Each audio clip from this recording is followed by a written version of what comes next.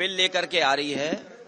Bharatiya Janata party का इतिहास जिस तरह के फैसले लिए अगर हम देखें, उससे कहीं न कहीं जो परिणाम भारतीय जनता पार्टी चाहती थी वो नहीं आए।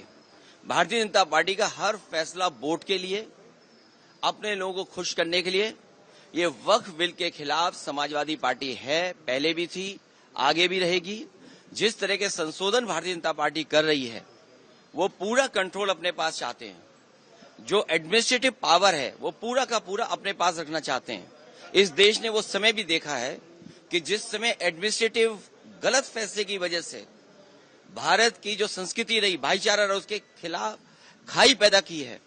और अगर हम इनका जो फैसले लिए अगर पलट करके देखें, एंग्लो इंडियन बिल जिसमें कि सदस्य एक बनता था, चुन करके आता, वो अपॉइंट होता था, वो बिल ले लिया वापस, वो आरक्षण छीन लिया। आरक्षण एंग्लो इंडियन का छीना। नोटबंदी से रुपया छीना, लेकिन भ्रष्टाचार बढ़ गया, रुपए आज भी निकल रहे हैं। जीएसटी कानून लाए, उधर व्यापारियों का सब कुछ छिन गया। दिन भर वो केवल जीएसटी का चक्कर काट रहे हैं। तो जीएसटी हो, नोटबंदी हो या अन्य फैसले हों, ये छीनने का काम करते हैं, लोगों का कुछ न कुछ छीनने का काम करते हैं। वक्फ के माध्यम से ये कहीं न कहीं संदेश ये देना चाहते हैं कि अपना वोट बैंक ठीक कर लें, क्योंकि नौकरी दी नहीं, रोजगार दिया नहीं, किसान की आय दोगुनी हुई नहीं, तो इनका वोटर भी इनसे नाराज है। देखिए, जिस वोटर को ये तुष्टीकरण कहते थे, हम लोग तुष्टीकरण कर रहे हैं, क्या ये तुष्टीकरण नहीं दे रहे हैं, कर रहे हैं किट बांट करके। अभी ईद पर जो किट दी है, क्या ये तुष्टीकरण में नहीं आएगा? क्योंकि इनको पता है इनका वोट खिसक गया है।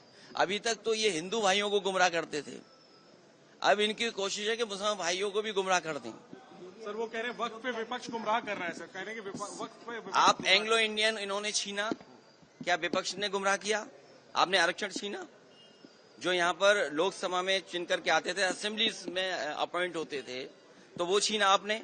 नोटबंदी पे आपने कहा कि आतंकवाद खत्म हो जाएगा, इनके लोगों को माफी मांगने जाना पड़ा। क्या आप सोच सकते हो?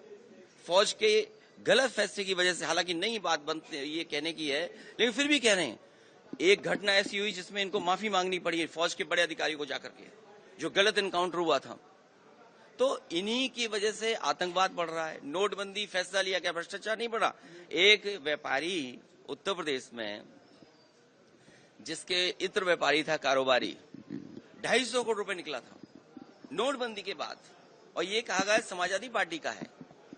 जब इनकी बदनामी हुई, इनका फैसला गलत हुआ, इन्होंने अपनी बदनामी छिपाने के लिए समाजवादी पार्टी के जो पूर्व एमएलसी, उसके घर पे छापा मारा। तो जीएसटी सरलीकरण कह रहे थे, इसी लोकसभा में आजादी की तरह जश्न मना था जीएसटी का। जीएसटी से क्या व्यापारी संतुष्ट है? जीएसटी से करप्शन बढ़ा, महंगाई बढ़ी और व्यापारी के सामने संकट पैदा हो गया।